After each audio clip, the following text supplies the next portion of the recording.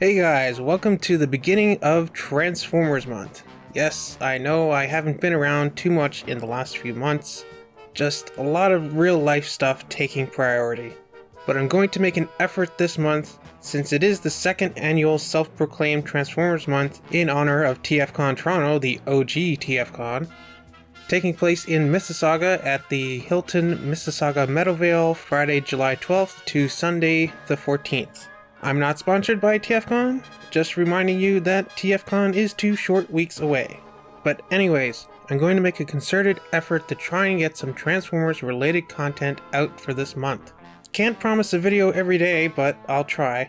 Today, I thought I'd talk to you about some ideas I had for Cyberverse. As you may know, Cyberverse Season 2 is starting up in a couple months. And at TFCon LA earlier this year, I actually got to meet and chat with some of the writers of the show. And I got to thinking, what if I was a writer on Cyberverse? Well, after months of brainstorming, I came up with a few ideas, most of which might be a little too dark for Cyberverse. But then again, this cartoon has shown that it can do dark when it wants to. Also, these aren't really related to anything or are predictions of what will happen in Season 2. They're just stories or characters I thought would fit the show. And since we just passed Pride Month, it's also kind of fitting that this first one is LGBTQ related. So without further ado, here are my ideas for Cyberverse. Number 1. Nickel and Dime. We begin at McAdam's bar, as our main protagonist enters. Now, if this were a real episode of the show, this would most likely be Bumblebee, since Cyberverse is basically the Bumblebee show. But I think a better Autobot for this particular story would be Prowl, which you'll see why once I get into it. So I'm just gonna say it's Prowl. Prowl walks into a bar, ba-doom-tsh, where he sees a big commotion in the corner. A bunch of other patrons are crowded around this one tall, handsome robot, who's basically showing off and flexing for his admirers, if robots can flex. Oh, he's so cool! Wow, check out that spoiler! Dig those rims, dude! Prowl walks up to see what all the hubbub is about, and asks one of the other patrons who the new guy is. They say he's Dime. Isn't he the coolest? But soon, an alarm goes off on Dime's arm, and his expression changes from smug to panicked. Excuse me, get out of the way, I'm gonna be late. He pushes through the crowd, but one of the other patrons grabs his arm and accidentally scratches his paint. Oh no, look what you did! What am I gonna do? The previously confident Dime now becomes totally flustered and unable to talk right. Dime runs out and Prowl follows him just to make sure he's okay. He follows the bot to a seedy back alley and into a building, with the new bot seemingly getting more and more tired as they go. There we see him meet up with Knockout. Prowl hides just around the corner as Knockout tells Dime he's late, and that if he'd taken any longer, he would have run out of energon without a power converter installed in his body. Knockout orders him to hurry up and get into the chair. He begins attaching various wires and hoses to him, which are in turn connected to a smaller, stockier robot in an adjacent chair.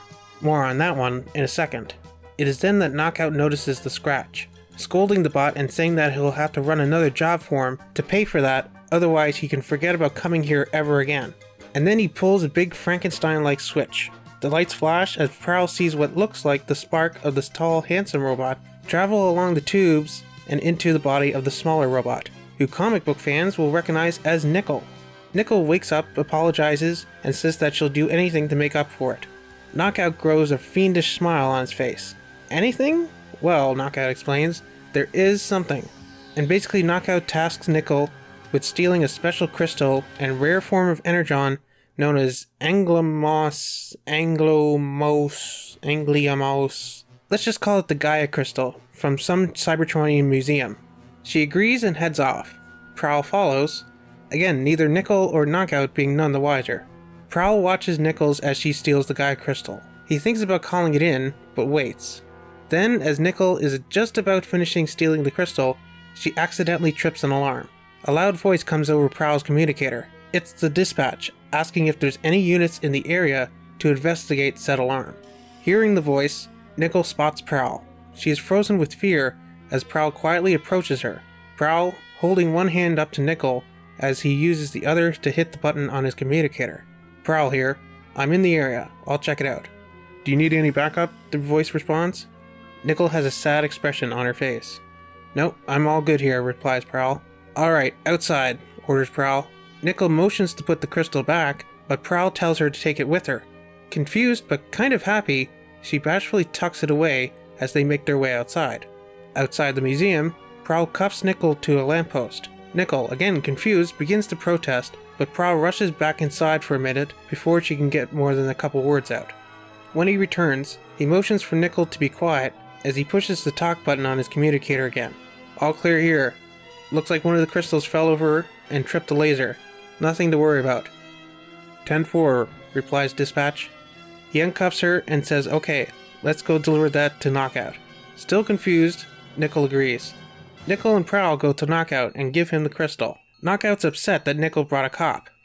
Prowl tells Knockout that his illegal spark swapping business is over, and that he's lucky that he doesn't lock him up right now, and that he's letting him keep the crystal. Prowl smirks and says alright, and that Prowl's his kind of cop. Dirty.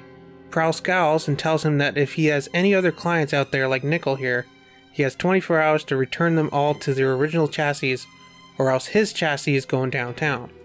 Nickel and Prowl exit Knockout's hideout as he remarks that selling this crystal to the right buyer will put him on Easy Street. Outside, Nickel asks Prowl why he didn't turn her in, and why he let her take the Gaia crystal. Prowl replies that he knew the crystal was fake. He knows through a friend that works there that while yes, they do have a Gaia crystal at the museum, the real crystal is actually in the back where the scientists study it, and is safely locked up.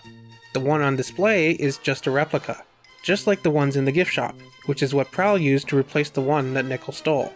Prowl asks Nickel why she was spark swapping, a dangerous procedure which could result in the loss of spark if not conducted by a trained professional. Nickel explains that because of the way she looks, other bots don't treat her like they do other, taller, more attractive bots. Prowl tells her that she shouldn't compare herself to other bots. Yes, it is unfair that some bots judge others by the way they look, but she should have more confidence in herself, and not let herself fall victim to slag suckers like Knockout. And if she really is determined to change her body model, he does have some friends who can help her. And that's where this episode ends. I think this would be a cool episode, not just because it shines a light on some characters who aren't main protagonists like Bumblebee or Windblade or Optimus, but also deals with many real-world issues that kids and adults deal with, namely body dysmorphia.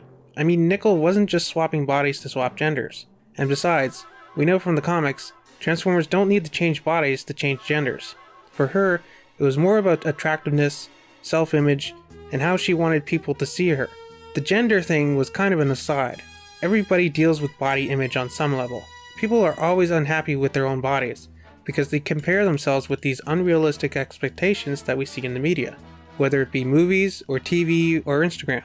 So I think an episode with the message that you shouldn't compare yourself to others would be a very healthy addition to this show.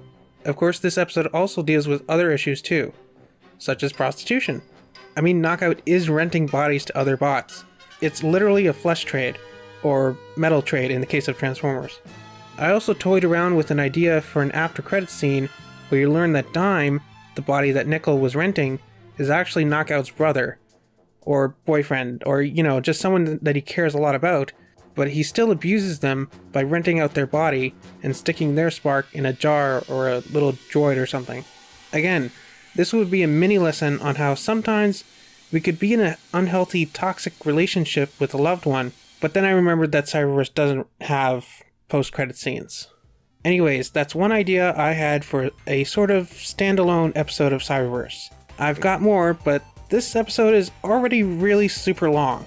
So I'm just going to cut it here, and I'll see you guys later for part 2.